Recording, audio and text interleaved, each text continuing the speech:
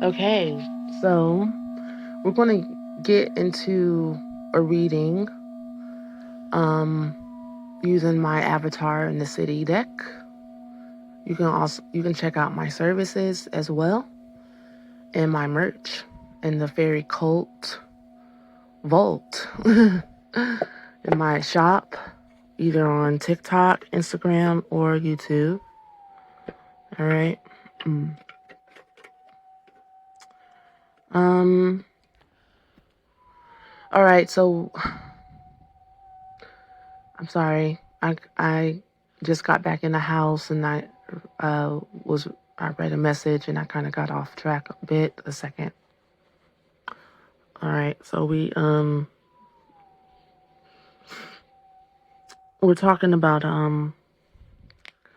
what Spirit wanted me to say next was about how even though you feel like you're off balance, off cycle, just off, or your relationships don't feel harmonious or whatever, all of it is to help you find your balance, really, and figure out what you want by experiencing what you don't want sometimes, even though it feels uncomfortable or maybe even shameful. And it just depends on how you look at it. You don't have to hold on to places, people, situations for long. Once you find that it's not the puzzle piece that you're necessarily looking for, or it served its purpose, then you can just really let it go. Set yourself in that thing, person, place free. And I know that people kick, holler, and scream when they can't have their way with you because you're such a wonderful being to have around. And you might get called all sorts of names and maybe even consider yourself cold, but you'll feel better though. And the next thing will be able to come in really soon after you start picking up momentum as you become more and more clear about who you are and what it is that you want at this time. You see, it doesn't have to always. If you don't have, you're like, when you make decisions, it's not like you're signing your name in blood and it has to be like, oh no. Anyway, I'm gonna pull some cards and see what comes out for the fairy adventurers, for the wild, free, entangled fairies here. So in the middle, I see the Black Madonna and solar plexus. Is this like confidence in your inner knowing, in your divine feminine self? That's beautiful. It's the relationship you have with life that's unseen to the naked eye, but it's like you're shining and glowing like a star, and you're able to. It's planting itself, like rooting itself inside of you, and you're growing into this beautiful, divine, precious star seed. That's irreplaceable, that's very unique and gives a lot of inspiration, a lot of hope.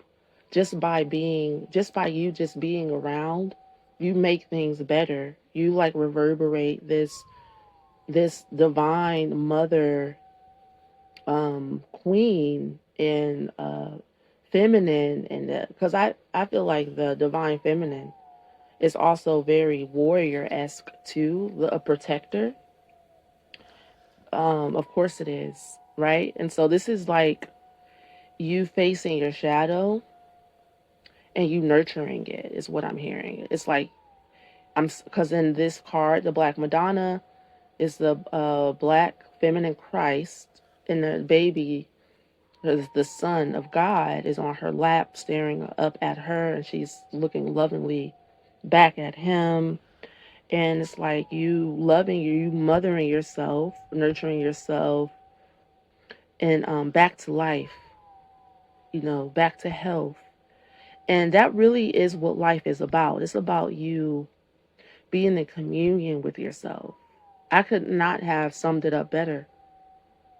I'm so glad I pulled these cards, because that's basically what we're talking about here. You being connected to life, and in being connected to life, there's no judgment, there's no separation from this energy, unless you begin. Oh, there is no unless you. That's an illusion. And so it's like breaking free from the illusion is staying connected no matter what.